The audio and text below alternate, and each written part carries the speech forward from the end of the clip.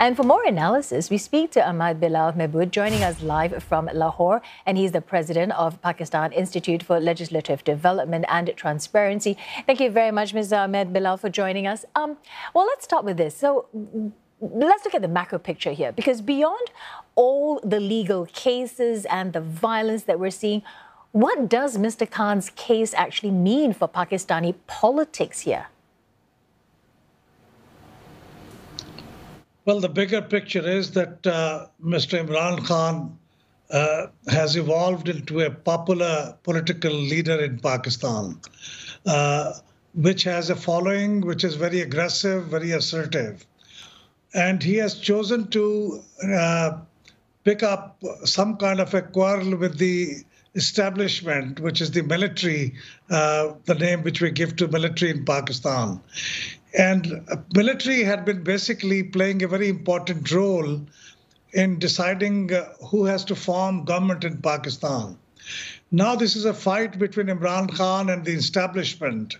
And until one of these two, either they settle between themselves some kind of rules of the game, or one of them wins, this problem or this fight will continue to ravage the country. So this is the bigger picture.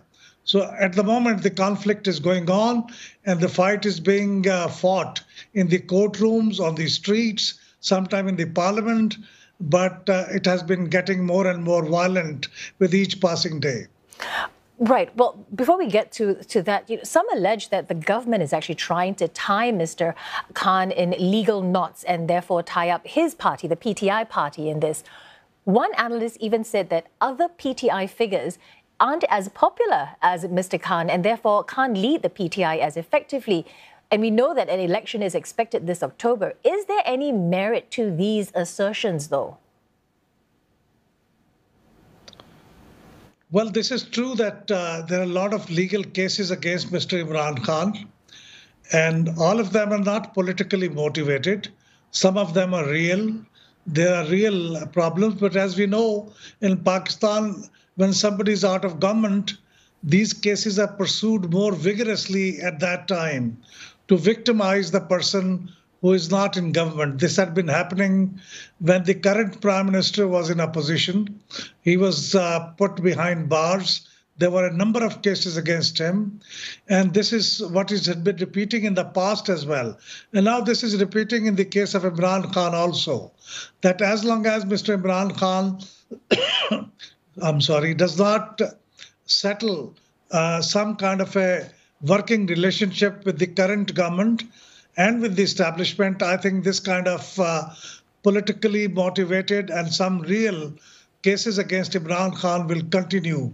And this is true that within this PTI, the party which Imran Khan heads, nobody comes very close to him in terms of popularity. Party is, in fact, the name of Mr. Imran Khan. If Mr. Imran Khan chooses to form another party tomorrow, all the following will shift to that party. So it's a one-man support base for the party. And if the elections take place tomorrow, wherever Imran Khan is, popularity of Imran Khan will shift towards that side. Well, speaking of that then, with the streets now being quiet, his protesters now quiet a little bit with what's happening, how volatile are things in Pakistan, and are there fears that it could actually get worse? In fact, things are quite volatile.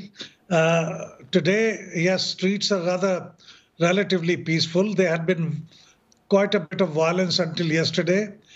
Before that, 2 days on 9th and 10th of May, it had been extremely violent. Very rare we have seen in Pakistan lately. So yes, it is only a lull before a storm, you may say.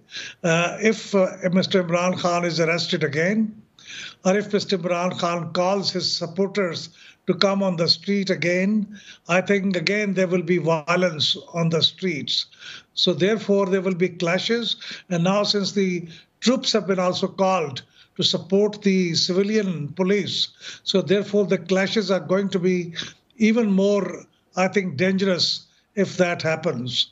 So situation is quite volatile, and it may start anytime violence if the situation is not understood or it is not settled between the political opponents.